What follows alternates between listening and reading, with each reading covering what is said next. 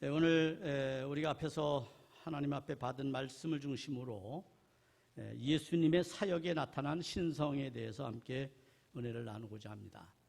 주연절을 보내고 있기 때문에 우리가 그리스도의 신성을 드러내는 일을 말씀을 통해서 계속 묵상하고 있습니다. 오늘은 예수님께서 행하신 사역, 예수님께서 행하신 기적과 가르침이 어떻게 당신의 신성을 드러내는 일로 나타났는가, 이것에 대해서 함께 은혜를 나누고자 합니다. 현대인의 삶의 형태를 보면 세 가지의 타입이 있다고 합니다. 즉, 세 가지의 태도들이 있다는 거죠. 어떤 태도들이 있나 한번 살펴보면, 첫째로 생각하고 나서 뛰는 사람이 있습니다. 인생을 살아가는 데 있어서 생각을 먼저 하고 인생을 시작하고 인생을 어떤 결정을 하게 되고 이런 사람을 말하는 거죠. 두 번째 사람은 뛰면서 생각하는 사람입니다. 이 사람은 생각보다는 먼저 뛰면서 자신이 가야 될 방향에 대해서 생각을 하게 되는 거죠. 그 다음에 마지막 세 번째 사람은 뛰고 난 다음에, 다 살고 난 다음에 생각하는 겁니다. 뛰고 난 다음에 생각하는 사람이죠. 여러분은 혹시 어떤 타입의 사람인가요? 여러분의 삶을 한번 가만히 반추해 보세요. 나는 생각하고 뛰는 사람인가?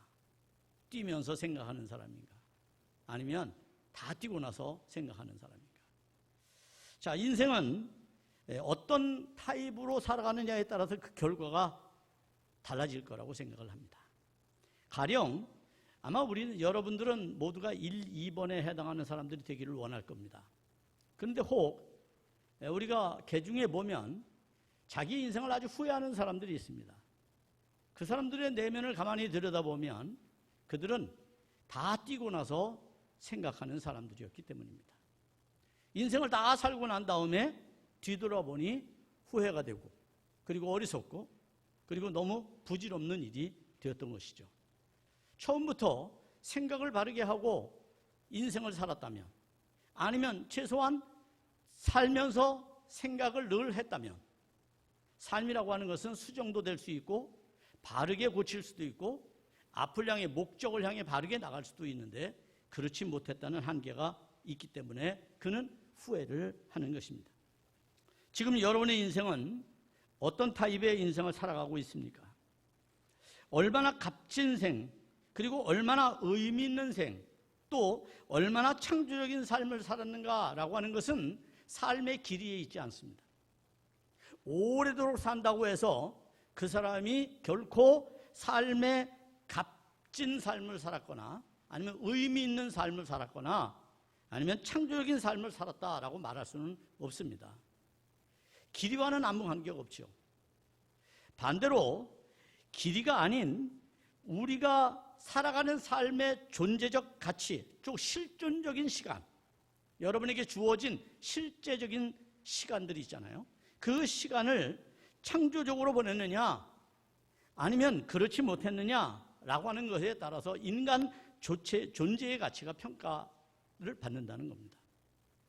그러니까 우리가 온전한 평가를 받으려면 우리의 삶의 태도, 소위 우리가 주어진 시간, 우리에게 주어진 실존적인 시간을 창조적으로 살았는가, 여기에 따라서 그 가치가 달라지는 것이죠.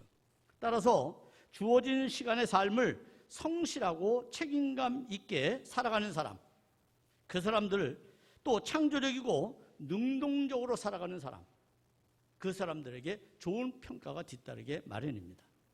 그 사람들은 결코 후회하지 않는 삶을 살아가죠. 짧게 살았어도 상관이 없습니다.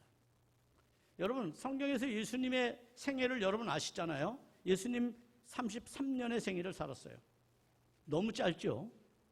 그죠? 보통 사람들의 3분의 1밖에는 못 살았으니까. 그런데 누가 예수님의 삶에 대해서 아유 가치가 없어, 아유 저렇게 살려면 뭐하러 왔어, 아유 잘 죽었어 라든지 저 사람은 삶의 가치를 전혀 무의미한 삶을 살았어 라고 말하는 사람이 있어요, 없어요? 없습니다. 단 한 사람도 그런 사람이 없어요. 오히려 예수님의 짧은 33년의 생애지만 그 누가 100년을 산 세월보다 훨씬 더 값지고 의미 있고 가치 있는 삶을 살았다는 것. 그분은 창조적인 일에 자신의 모든 생애를 걸었다고 하는 것. 그것이 우리가 예수 그리스도를 따르고 그분을 믿는 그러한 일이라는 사실을 기억하시기를 바랍니다. 사막에 어떤 한 사람이 걸어가고 있습니다. 사막을 여행하는 중이었습니다. 그런데 한참 여행하다가 길을 잃고 말았어요. 어떻게 할까 고민하지요. 여러 가지 방법이 있을 수 있죠. 그런데 이 사람은 사람의 발자국을 열심히 찾았습니다. 그러다가 사람 발자국을 하나 발견했습니다. 자, 그는 안심했습니다. 아, 사람의 발자국이 드디어 내 눈에 보였구나. 이 발자국만 따라가면 나도 마을에 도달할 수 있고 그리고 오아시스에 갈 수 있겠지. 그러면 이제 난 살았다. 이렇게 안도했습니다. 그리고 열심히 발자국을 따라서 갑니다. 한참 가다가 이상한 생각이 들었습니다. 이 발자국이 어디서 많이 본 발자국인데? 그는 또 걷습니다. 그래도 열심히 걷습니다. 그리고 또 생각합니다. 이 발자국이 누구 발자국이더라? 그리고 곧 깨닫게 되죠. 그 발자국이 자신의 발자국이었어요. 그는 사막에서 뱅글뱅글 돌고 있었던 겁니다. 한 발짝도 앞으로 나가지는 못했습니다. 자신의 발자국, 남의 발자국이 아니라 자신의 발자국을 열심히 되짚어서 살았기 때문에 그렇습니다. 자기 만족에 사는 사람, 자기만 알고 사는 사람, 마치 이런 인생을 살아가는 사람이고 그 사람은 자기에게 도취된 삶이기 때문에 목표의식이나 목적의식이 없는 사람이라고 할 수가 있습니다. 오늘 성경에서 우리는 우리의 인생을 가장 값지고 창조적으로 살 수 있는 방법이 뭔지를 가르쳐 줍니다. 그리고 이 말씀이 우리에게 주는 은혜는 바로 예수님은 그런 태도를 가지고 살았다는 것을 발견하게 하죠. 그래서 우리들로 하여금 내 발자국이 아니라 예수님의 발자국을 쫓아서 살도록 그렇게 권면을 하고 있습니다. 이 시간 우리는 이런 지혜를 얻어야 됩니다. 그렇게 함으로써 우리의 삶도 가치 있는 삶, 하나님께서 여러분을 부르셔서 하나님의 백성, 하나님의 자녀 삼아 주셨고 여러분에게 직분도 주고 사명도 주셨는데 그 사명을 어떻게 대의 명분에 합당하도록 우리가 행하며 살아갈 수 있는지를 이 시간 깨닫는 은혜가 있기를 축복합니다. 본문은 세 가지의 구성 요소로 되어 있습니다. 그 사건의 맥락으로 보면 세 가지의 사건이 본문에 나옵니다.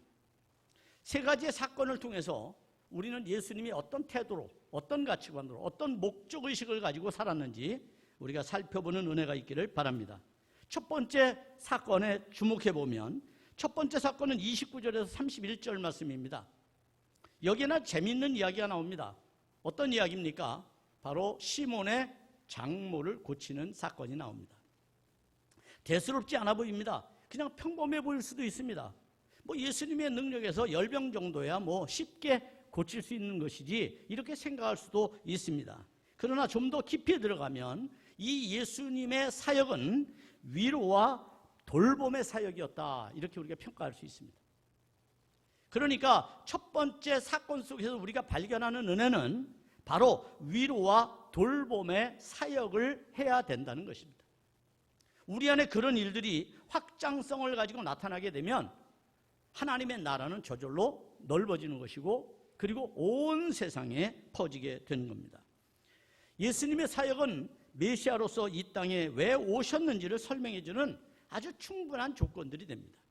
즉 고통받고 실족하여 새로운 변화에 적응하지 못하는 사람들, 그런 사람들은 패배의식에 사로잡히고 스스로 좌절하고 스스로 상처를 받습니다. 그들에 대하여 예수님께서 그들을 위로하고 돌보시는 일, 그것이 바로 이 시몬의 장모의 일 속에서 발견하는 주님의 사역의 가치라는 거예요. 그들은 상처난 마음과 육체적인 고통 속에서 살아가는 사람들입니다. 여러분 이 땅에 고통받는 사람들을 가만히 보세요. 그들이 물론 여러 가지 사고로 또 질병으로 그렇게 될 수 있습니다. 그런데 대부분의 고통은 그런 외적인 고통보다 우리의 마음의 고통입니다. 마음의 아픔입니다. 이것은 누가 알아주지를 않습니다. 내 스스로 고통받을 뿐인 거죠. 이런 고통은 우리를 잠들지 못하게 만들고 근심하게 만들고 그리고 그 아픔 때문에 눈물 짓게 만듭니다. 결국은 우리 안에 상처가 많아지게 되는 거죠. 누구도 우리의 마음을 알아주는 이 없어요. 치유하거나 터치하는 사람이 없습니다. 그런데 오늘 예수님께서 그런 우리의 마음에 국률함으로 다가오고 있다고 하는 사실을 우리는 오늘 이 사건 속에서 발견하게 되는 겁니다. 예수님은 언제나 실제적인 근원을 찾으셨던 분이기 때문에 단지 어떤 병이냐가 중요한 것이 아니라 그것이 무엇으로부터 기인된 것인가, 그것이 무엇 때문에 찾아온 것인가. 예를 들어 여러분이 암에 걸렸어요. 그러면 암에 걸리는 것에만 집중하지 말고 그것이 무엇 때문에 나로 하여금 암에 걸리게 했는가에 나의 삶의 태도를 바꿔야 되는 거죠. 음식을 먹는 습관을 바꿔야 되는 거죠. 그리고 무질서하게 살았던 우리의 삶을 바꿔야 되는 거죠. 그리고 좀 더 활력 있고 능동적으로 살아가야 될 필요가 있죠. 그것이 근원적인 치유의 방법이라는 거예요. 단지 암덩어리를 띄어내고 수술을 하고 방사선 치료를 하는 것이 중요한 게 아니라 정말 우리의 삶의 태도를 지금이라도 바꾸는 것, 그것이 우리를 안전으로 인도하는 길이다. 이렇게 여러분이 깨달아야 되는 겁니다. 이게 좀 더 근원을 바라보는 우리의 시선입니다. 얄팍하게 그냥 일어난 사건이나 현상에 몰입하지 아니하고 그 원인에 대한 철저한 분석, 그리고 그것이 나에게 가져다 줄 위해에 대하여 우리가 깊이 생각해야 되는 것이죠. 그렇지 않으면 우리의 삶은 달라지지 않습니다. 여전히 우리는 고통받을 뿐입니다. 여전히 아픔의 수렁에서 우리는 세상의 온갖 방법들을 동원할 수밖에 없는 것이죠. 성경에 38년 된 병자가 나옵니다. 그는 성경에 이렇게 기록되어 있어요. 많은 사람들에게 괴로움을 당했어요. 또 온갖 세상의 것을 다 사용해 봤어요. 그런데 되지 않았어요. 그렇다면 이 여인의 병은 근원적으로 다른 데 있음을 우리가 알아야 되는 것이죠. 그것을 바라보시는 이가 누굽니까? 바로 예수님입니다. 예수님은 우리를 절대 거칠애로 바라보지 않습니다. 얄팍하게 바라보지 않습니다.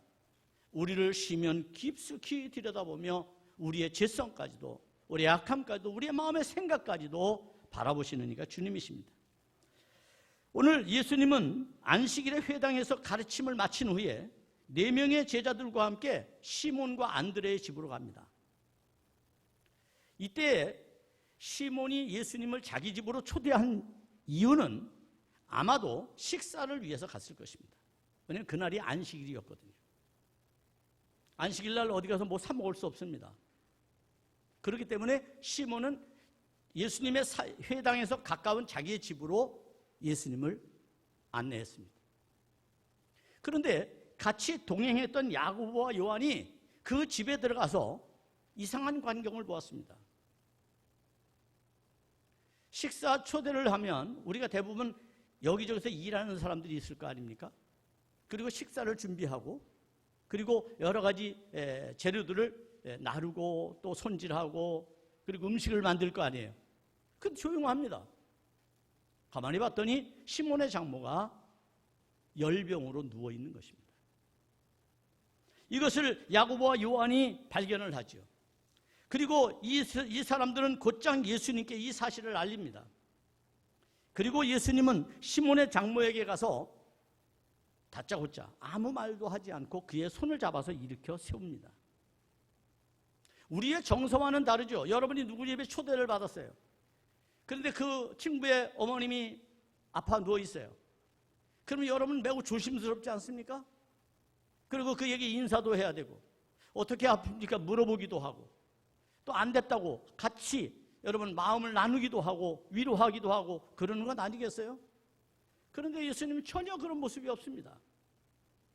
예수님은 다짜고짜 가셔서 이 여인의 손을 잡고 일으켜 세웁니다. 도대체 왜 예수님은 이런 사역을 하셨을까요? 30절 31절입니다. 시몬의 장모가 열병으로 누워 있는지라 사람들이 곧 그 여자에 대하여 예수께 여짜온데 나아가사 그 손을 잡아 일으키시니 열병이 떠나고 여자가 그들에게 수종드니라 라고 했습니다. 여기서 우리는 이 열병이라는 것에 좀 집중해야 될 것 같습니다. 왜 예수님이 그렇게 하셨는지에 대한 이유를 좀 알아가는 방법 중에 하나가 이 열병에 대해서 체크를 해보는 것이죠. 열병이라고 하는 것은 헬라어로 피레소라고 하는 말이에요. 피레소. 이 피레소라고 하는 것은 두 가지 의미가 있어요. 그것은 첫째는 불타다. 그리고 두 번째는 열병을 앓다. 이런 의미가 있어요. 자, 이 두 가지를 어떻게 우리가 다르게 해석을 해야 될까요? 우선 첫째로 열병을 앓는 것은 바이러스가 우리 몸에 침투하면 여러분 안에서 그 바이러스가 사실은 공격을 하게 되죠. 그럼 여러분 안에 있는 장기나 세포들이 그거에 작용하고 저항하게 됩니다. 그러므로서 나타나는 질병의 요소가 바로 열병입니다.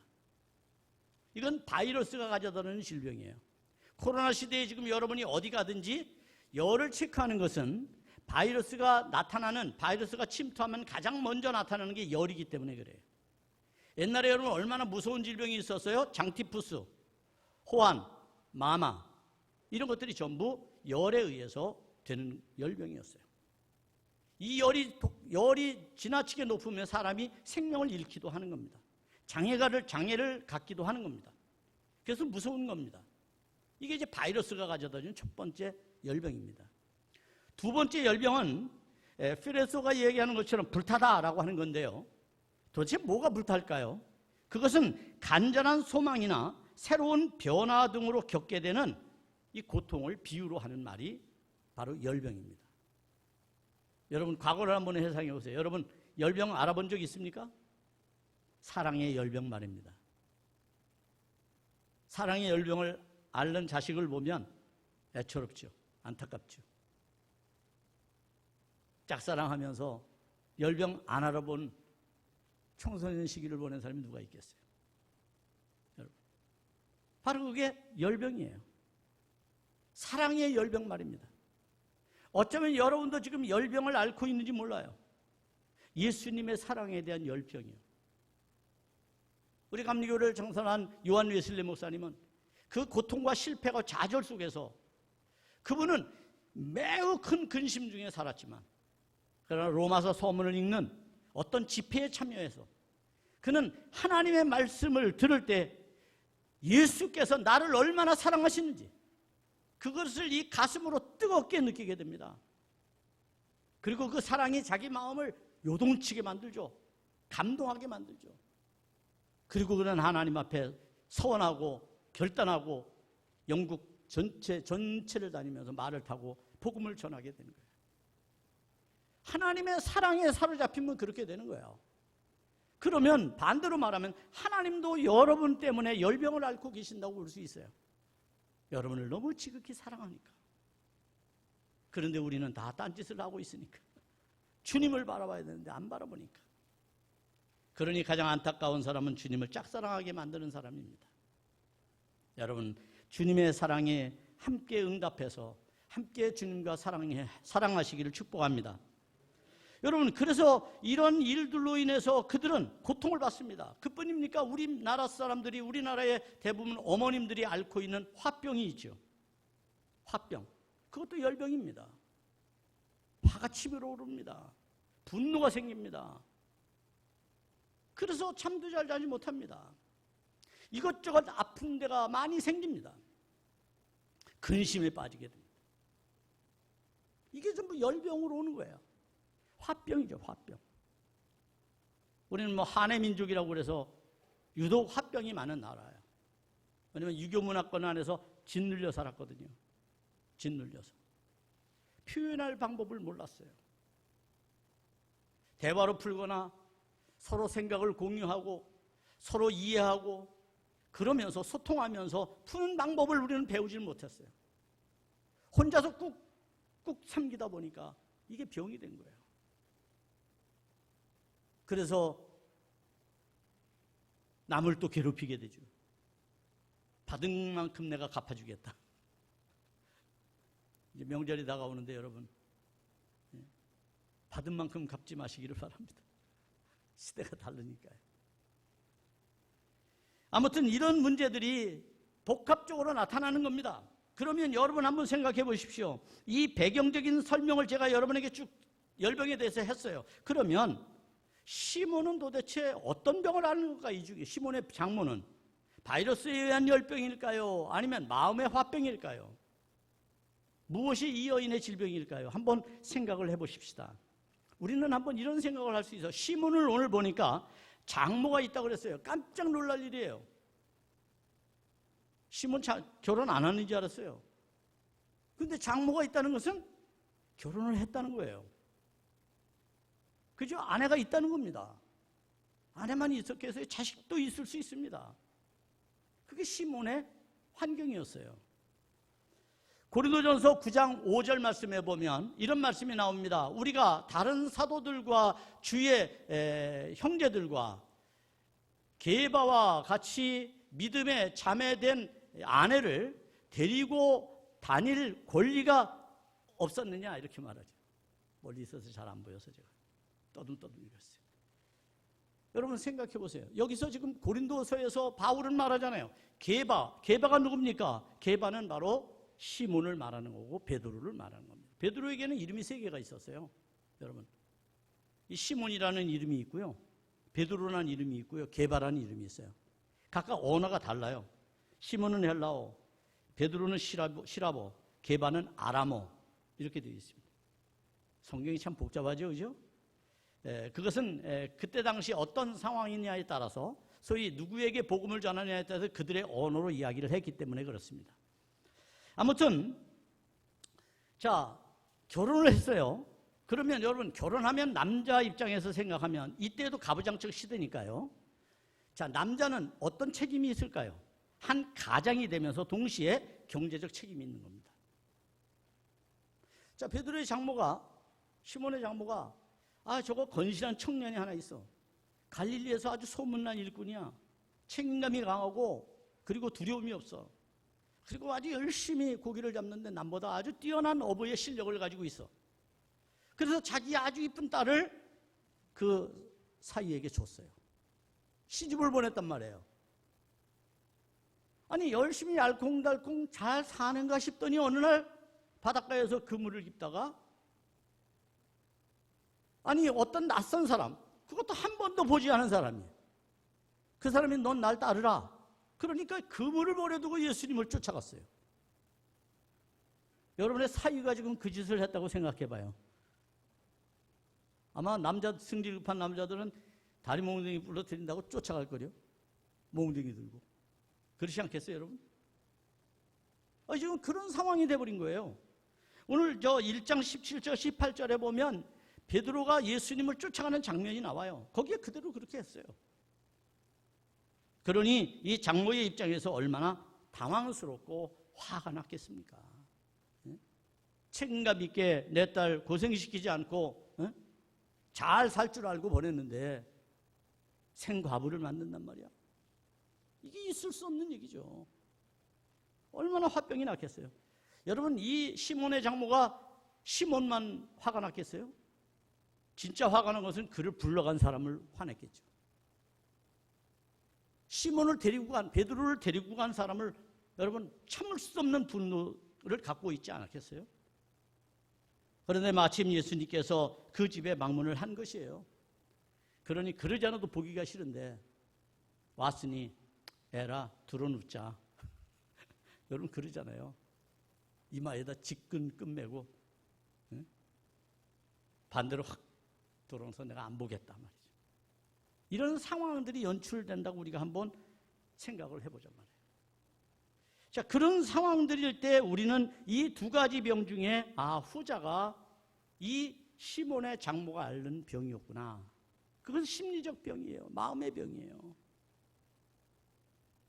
그래서 예수님께서는 이 여인을 고쳐주게 되는데 시몬의 장모는 예수님을 만나고 난 후에 그는 고침받았다고 하는 것, 단지 열이 떠나갔다라고 말하는 것의 의미 속에서 우리는 그의 오해와 갈등이 풀렸다라고 하는 것을 알 수가 있습니다.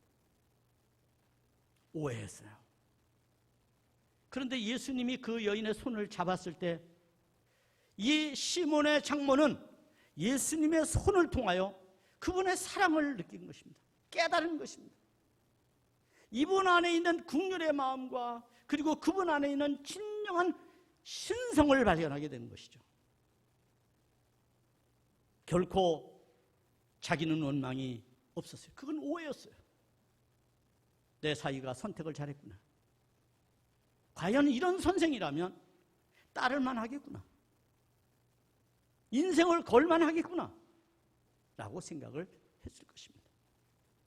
예수님께서 그 여인의 손을 잡고 그를 위로하였을 때 그는 그 뜨거운 사랑을 느꼈을 것입니다. 우리는 이 말씀 속에서 그리스도인이라면 서로에 대한 이해와 배려 그리고 위로가 우리 안에 있어야 된다는 것을 깨닫습니다. 예수 믿는다는 증거가 뭡니까? 우리 안에 갖고 있는 하나님의 성품은 어떤 겁니까? 내가 성령의 사람이고 내가 은혜를 받은 자라면 어떤 마음을 가지고 사는 게 진짜 그리스도인다운 삶일까요? 막연하게 내가 세우는 율법과 신념을 앞세워서 남을 막 판단하고 그리고 남에게 대하여 적대적인 관계를 갖고 비난하고 시기하는 것이 그게 옳은 걸까요? 아니면 이해하고 그리고 배려하고 위로함으로써 그 사람의 마음의 상처를 싸매주는 것일까요? 비록 생각이 다르더라도 그것을 어떻게 생각을 잘 합치해서 한 마음이 되게 하는 걸까요? 이것이 하나님의 성품이 아니겠어요? 여러분 안에 있는 성령의 소리가 아니겠어요? 하나님의 형상대로 지음받았다는 우리가 죄로 인하여 그 선하신 하나님의 모습을 다 파괴시켜버렸어요. 성품을. 예수님이 오셔서 우리를 그런 성품을 다시 우리 안에 집어넣기에 당신의 모습으로 친히 그것을 가르치고 계신 거예요. 그래서 우리는 배워야 되는 것입니다. 시몬의 장모는 예수님을 만나고 나서 그의 행동에 변화가 나타납니다. 삶의 태도가 바뀌어졌습니다. 의식이, 생각이 바뀌어졌습니다. 그리고 그는 미워하던 예수님을 사랑하기 시작했고 그리고 사유에 대한 원망을 그는 넓게 이해하게 되었습니다. 그리고 어떻게 했습니까? 예수님의 일행, 다른 제자까지 수용하고 품고 그들을 수종했다고 하는 것, 이건 섬겼다는 것입니다. 섬겼다는 것. 다시 부엌에 가서 열심히 밥을 하지 않았겠어요? 예수님 잠깐 기다리세요. 내가 따뜻한 밥을 지어드릴게요. 이렇게 말했지 않겠어요, 여러분? 너무나도 아름다운 광경이 이 안에 이루어지게 되는 거예요. 그렇습니다. 우리가 하나님의 뜻대로 산다고 하는 것은 위로와 돌봄의 사역을 우리가 하고 있는가?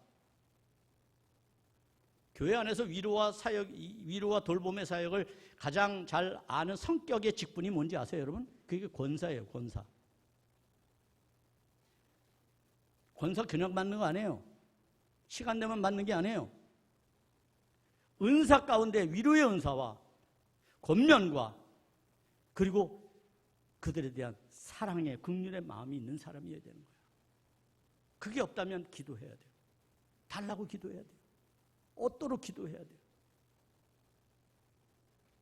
이것이 우리가 직분에 관한 여러 가지 은사적인 개념이다. 이렇게 이해할 수가 있습니다. 두 번째 사건은 예수님께서 이제 이날이 어떤 날이었으면 안식일 날 아니잖아요. 오늘 보니까 여기 시간에 대해서 32절에서 저물 때에 그랬습니다. 이것은 안식일이 끝나간다는 것을 우리에게 의미해 주는 겁니다. 안식일이 끝나간다고 하는 거예요. 안식일이 끝나야 사람들은 활동을 할 수 있거든요. 율법사회에서는. 그러니까 지금 그들이 이 해저문 시간에 시몬의 집에 그 동네 사람들이 다 몰려와 있는 거예요. 그 중에 모든 질병과 귀신 들린 자들도 그곳에 왔다 그랬어요. 그곳에 온 그들에 대하여 예수님은 어떻게 사역을 행하시는가요? 예수님께서 그들의 질병을 고쳐주고 귀신을 쫓아내는 일들은 바로 사랑에 근거한 긍휼의 사역이었다는 것을 알 수가 있습니다. 이게 참 중요합니다. 예수님의 일을 한다고 하는 것, 우리가 하나님의 사람으로 산다고 하는 것은 우리 안에 가장 바탕이 되는 하나님의 사랑이 있는가를 먼저 봐야 되는 겁니다. 열심히 일한다고 일 잘하는 게 아닙니다. 사랑의 마음을 가지고 하느냐가 중요한 겁니다. 남을 구제하고 도와줄 때, 여러분이 지하철을 타거나 어디를 갈 때 혹 동냥을 하는 사람을 만나서 여러분이 그를 도와줄 때에는 두 가지의 태도가 우리에게 있습니다. 첫째는 나는 건강하고 너보다 많이 가졌으니까, 이런 태도를 가지고 적선하듯이 하는 사람이 있어요. 두 번째 사람은 국률의 마음을 가지고요. 불쌍한 마음을 가지고. 여러분, 이것이 그 사람에게 닿는 마음은 전혀 다른 것입니다. 어떤 마음으로 하느냐 중요합니다. 여러분, 예수를 믿고 예수를 따르는 예수님의 제자들의 마음에는 항상 무엇이 있어야 합니까? 이 사랑을 근거로 한 국률의 마음이 있어야 합니다. 사랑이 바탕이 되지 않는 어떤 행위도, 그것이 기적을 행하는 거고 능력을 행하는 거고 전도하는 일이라 하더라도 그것은 하나님과 아무 관련이 없습니다. 내가 받은 그 하나님의 사랑, 내 안에 여전히 와닿는 그 하나님의 사랑을 내가 동일하게 가지고 주의 일을 해야 하는 것이죠. 예수님께서는 각종 병든 자, 그리고 시몬의 집 앞에 모여있는 귀신 들린 자들, 그들을 고치는 행위를 사랑의 마음으로 하셨다는 거예요. 이때 예수님의 행위는 하나님 나라의 확장을 위한 아주 거시적인 일이었어요. 단지 눈의 현상에 보이는 질병을 고치는 게 아니었어요. 성경을 좀 더 깊이 들여다본다면 우리에게 나타나는 현상들은 전부 우리를 미혹하는 것들이에요. 예수님이 왜 병자를 고치셨겠어요? 자기 안에 있는 신성을 가르치기 위한 것이었죠. 나는 메시아 하나님의 아들이라는 것을 나타내기 위한 것이었지, 기적을 행하는 것, 그것을 자랑하고 뽐내려고 한 건 아니잖아요. 여러분. 예수님이 누구냐라고 하는 것을 가르쳐주기 위한 수단이잖아요. 그러면 그 병 고침은 본질이 아니에요. 그건 수단이에요. 진짜 목적은 그를 구원하는 거예요. 병 고침을 받았어요. 그러면 그 사람 안 죽어요? 영원히 살아요? 여러분 어떻습니까? 그들도 다 죽습니다. 그러니 그것만 가지고 살면 안 되는 거예요. 그 다음에 문제를 해결해야죠. 구원의 문제를 해결해야죠. 그게 완전한 치유 아니겠어요? 그게 온전하게 되는 것 아니겠습니까? 이것을 뭐라고 말합니까? 이것을 신학에서는 하나님 선교라고 말합니다. 소위 미시오 데이라고 말합니다. 이 하나님 선교는 어떤 겁니까? 하나님께서 하시는 겁니다. 소위 하나님의 일입니다. 어떤 일입니까? 타락한 피조 세계를 원래의 상태로 회복시키는 겁니다. 귀신이 들어와서 사람의 인격을 파괴시켰습니다.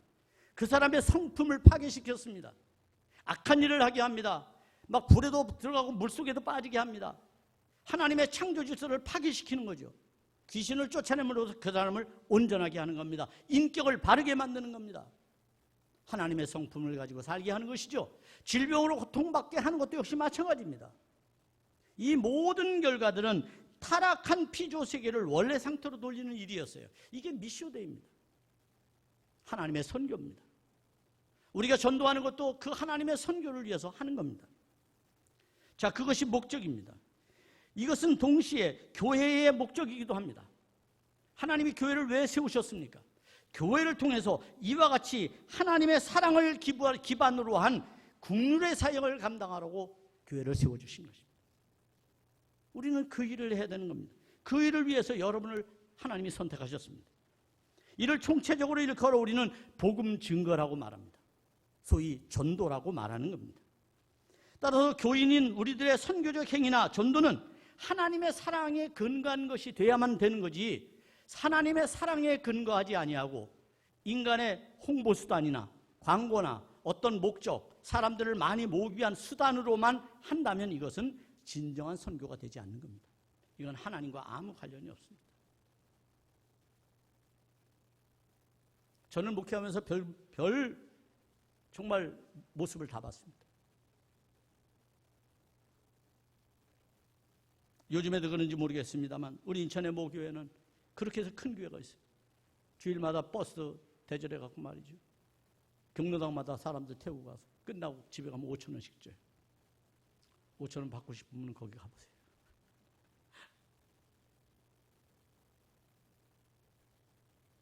이거 실제적으로 제가 경험했던 겁니다. 전도를 독려하기 위해서 승용차를 선물로 내걸지 않나, 금가락지를 주거나 세계여행을 보내주지 않나. 수단이라는 것은 물론 어떤 홍보라고 하는 것은 좋아요. 오늘날 시대에 사람들이 차를 타고 다니기 때문에 교회를 보기 어려워요. 근데 이사를 갔는데 일부러 내가 걸어서 찾지 아니하면 교회 찾기가 어려운 거예요. 그런 사람들에게 우리가 예를 들어 뭐 전도지 한 장 주는 거, 뭐 이 정도는 아주 뭐 나름대로 현대사회에 유익한 거죠. 그런데 지나치게 수단이 앞서서 견물생심이라고 사람들의 마음을 그렇게 한다면 그것이 어찌 하나님과 관련이 있다고 할 수가 있겠습니까? 우리는 좀 더 복음적으로 접근해 가야 할 필요가 있습니다. 우리 안에 사랑이 있는가? 사랑으로 내가 국률의 사역을 감당하고 있는가? 그렇지 않다면 우리는 기도해야 합니다. 내 안에 사랑을 달라고 기도해야 될 필요가 있습니다. 그것이 세 번째의 사건입니다. 세 번째의 사건은 35절로 37절의 말씀인데 예수님께서 기도하며 전도하겠다고 다른 마을로 가겠다고 선언을 하는 장면입니다.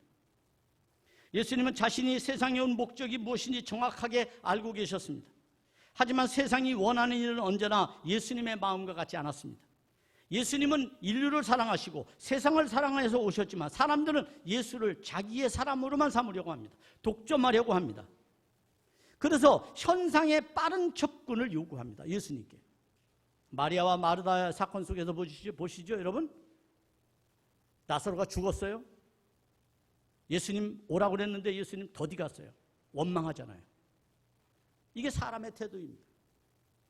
우리는 예수님을 내 삶의 가장 중요한 수단으로만 삼습니다.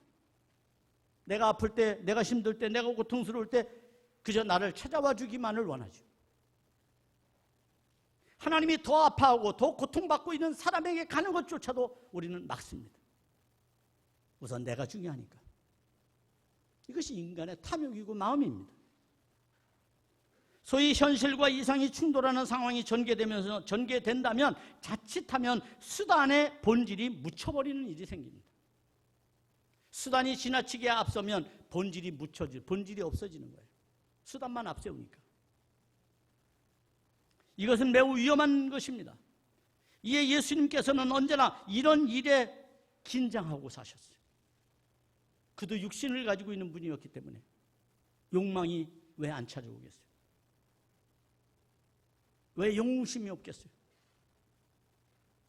만약 오늘날 현대 문명의 사람들처럼 예수님이 만약에 사신다면 병자를 고치고 귀신을 내어 쫓으면 이 땅의 병원은 다 망하지 않겠어요, 여러분?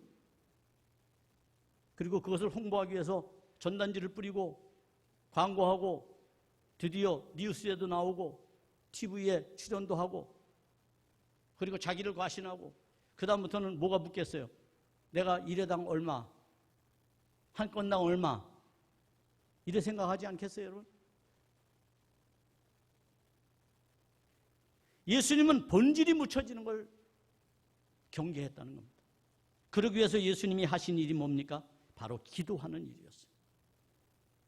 예수님은 지금 새벽에 일어나서 기도하러 가십니다. 수많은 사람들이 시몬의 집 앞에 몰려있는 그 안타까운 현실을 보고 이후에 어떤 과정이 또 일어날 것을 주님이 아신 겁니다. 더 많은 사람들이 각지에서 찾아올 것을 아신 것이죠. 그러면 가만히 앉아서 그것을 한다고 해서 예수님의 나라가, 하나님의 나라가 확장되는 것은 아니잖아요. 그렇기 때문에 예수님은 그 지역에 머물러 있을 수가 없으셨습니다. 왜? 목적이 있기 때문에. 그래서 그분은 지금 기도하고 계십니다. 이처럼 기도는 본질을 회복시키는 좋은 은혜의 수단이 됩니다. 기도는 은혜의 수단입니다. 여러분이 하나님의 은혜를 얻기 위한 수단이 기도입니다. 기도하면 깊은 영성을 갖게 되고 본질을 추구하게 됩니다. 그리고 기도하면 하나님의 지혜와 능력을 얻게 되죠. 왜? 주의 일을 하기 위해서. 기도하면 우리의 삶에 하나님의 부르심에 순종하게 됩니다. 기도하면 순종하게 됩니다. 기도하면 용기가 생기고 그 일에 대하여 결단을 하게 됩니다. 그러니까 기도하지 아니하고 결심하는 것은 금방 무너지는 겁니다.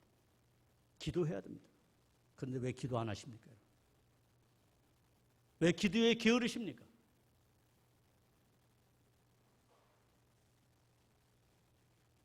기도하시기를 바랍니다. 그래야 우리가 주님 앞에 할 말이 있지 않습니까? 주님 앞에 그래야 떳떳하지 않습니까?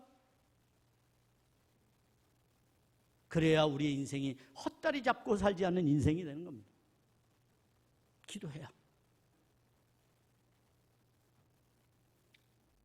여러분, 이런 기도는 우리들로 하여금 하나님의 부르심에 순종하여 하나님 나라의 확장을 위한 하나님의 선교에 충성하도록 만듭니다.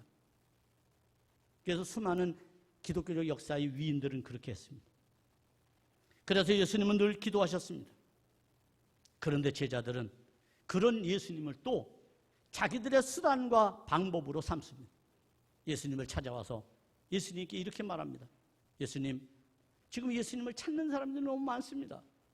빨리 가십시다. 예수님 뭐라고 말씀하실까요? 38절에서 39절에 예수님은 다른 마을로 가겠다고 선언하십니다. 그 이유는 전도하기 위해서 가겠다고 말씀하십니다. 그럼 그들을 미워서 간 것일까요? 그들을 피한 것일까요? 아니면 자기가 너무 피곤하기 때문에 도망간 걸까요? 그렇지가 않습니다. 예수님의 선택은 더 많은 이들을 위한 것입니다. 그것이 바로 성경이 우리에게 주는 하나님 나라의 보편성입니다. 마지막 네 번째로 우리는 이 모든 세 가지의 사건을 종합해 볼 때에 예수님의 사역은 목적에 충실한 사역이었다는 거예요. 목적에 충실한 사역. 오로지 그분이 이 땅에 오신 목적, 그 목적에 따라서 움직였다는 겁니다. 예수님의 오심은 하나님의 나라를 위한 것이었습니다. 이를 위해서 지금 예수님의 역할은 전도하는 일이었고 이 전도는 종합적인 예수님의 사역을 의미해 주는 겁니다. 우리가 소위 이야기하는 전도가 아닙니다. 예수님의 전체적인 것을 전도라고 말하는 겁니다. 이 목적을 위해서 예수님은 특정한 상황, 소위 말하면 병 고치는 일, 귀신을 쫓아내는 일, 거기에 빠지지 않았다는 겁니다. 다만 내가 누구인지를 보여주기만 하면 되는 겁니다. 예수님은 자신이 누구인지를 가르쳐주기만 하면 되는 겁니다. 그것이 예수님이 하신 일입니다. 그리고 예수님은 다른 마을로 가지요. 제자들이 예수님을 감고 나면 예수님 뿌리칩니다. 38절입니다. 우리가 다른 가까운 마을로 가자. 거기서도 전도하리니 내가 이를 위하여 왔노라. 예수님은 분명히 자기의 목적을 알고 계셨어요. 인기주의에 빠지지 않았어요. 감정에 빠지지 않았어요. 냉철했지만 자기의 목적에는 분명한 시선이 있었어요. 이것을 잃지 않는 게 중요합니다. 우리가 교회를 다니면서도 여러 일들을 할 수 있습니다. 그러나 중요한 것은 내가 왜 하나님 앞에 부름을 받았는가? 내가 왜 성도가 되었고 내가 그리스도인이 되었는가? 하나님은 왜 수많은 교회 중에서 새빛교회로 우리를 불러내셨는가? 거기에 사명이 있다는 것을 잊지 마시기 바랍니다. 그러면 이것을 감당할 때 주님 앞에 부끄러운 존재가 되지 않는 겁니다. 본질에 집중하십시오. 수단과 방법은 중요하지 않습니다. 그렇다고 막 하라는 얘기는 아닙니다. 그것도 질서 있게 해야 되지만 적어도 우리가 늘 마음으로 깊이 꿰뚫어 봐야 될 것은 내가 목적대로 잘 가고 있는가? 우리 교회가 목적대로 잘 가고 있는가? 우리의 삶이, 우리 인생이 하나님이 나에게 맡기신 목적대로 살아가고 있는가를 봐야 합니다. 이처럼 하나님의 나라의 확장성은 지역과 문화와 경계와 민족을 초월하는 하나님의 선교입니다. 이때 중요한 것은 그 권한이 누구에게 있느냐? 하나님께 있다는 거예요. 하나님의 선교의 제일 중요한 권한은 하나님께 있어요. 다른 데 있지 않아요. 소위 말하면 주도권은 하나님이 잡고 계시다는 거예요. 그러니까 우리는 그 하나님의 주도권에 순종만 하면 되는 것입니다. 사랑하는 여러분, 이 수단을 위하여 예수님께서는 지금 참된 하나님의 백성을 위한 당신의 설교와 가르침과 병고침과 귀신 축출과 같은 일들을 지금 행하고 계시는 겁니다. 그것이 바로 하나님의 선교를 위한 그분의 헌신이었습니다. 모든 사람과 지역에 적용되는 공평한 하나님의 공의, 어느 한 곳에만 머물러 죽지 아니하고 어떤 특정한 교회에만 존재하지 않는 하나님의 보편성이 바로 우리가 오늘 이 시대가 갖고 있는 교회의 과제라고 할 수 있어요. 저는 이 코로나 시대를 맞아서 한국 교회에 희망이 하나 있다면, 지금 매우 절망스럽습니다만, 그것은 공교회를 회복할 때 희망이 있다고 생각합니다. 우리 사도신경을 암송할 때도 공교회를 믿사오며 그러잖아요. 이 말은 무슨 얘기냐면 교회가 공적 기능을 한다는 거예요. 교회는 사적 기능을 위해서 존재하는 게 아닙니다.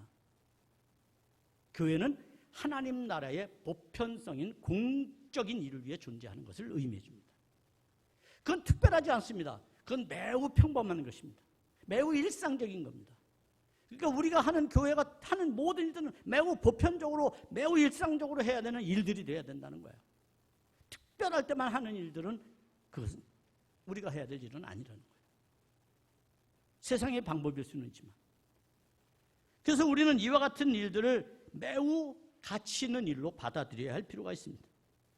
지나친 요구나 독점적인 복음의 적용은 하나님 나라의 보편성을 잃게 만드는 겁니다. 개교회 중심, 우리 교회, 내 교회. 한국 교회가 망한 원인이 거기 있습니다. 80년대 이후에 개교회가 막, 그래서 인기, 홍보, 이런 게 모든 수단으로 앞장서 왔습니다. 그러나 여러분이 역사를 조금만 돌려보세요. 과거 70년대 그때는 그러지 않았어요. 이웃교회도 내 교회였고요.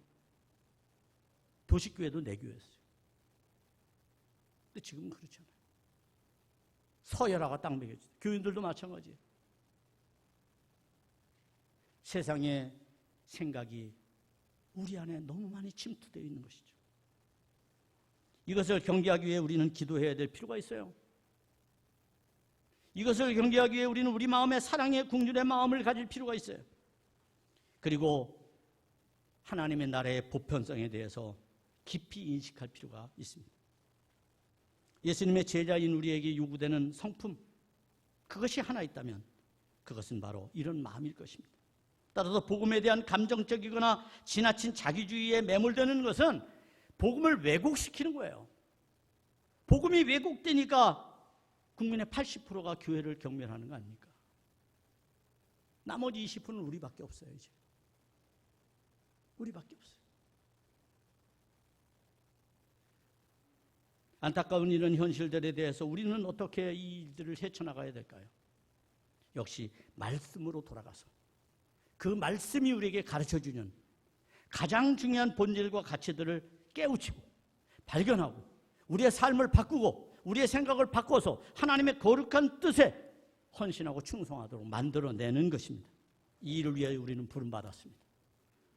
이 일을 위해서, 주님의 일을 위해서 부름받아 함께 동역하는 여러분 모두를 축복합니다. 기도하겠습니다. 하나님 고맙습니다. 주신 하나님의 말씀 마음에 새깁니다.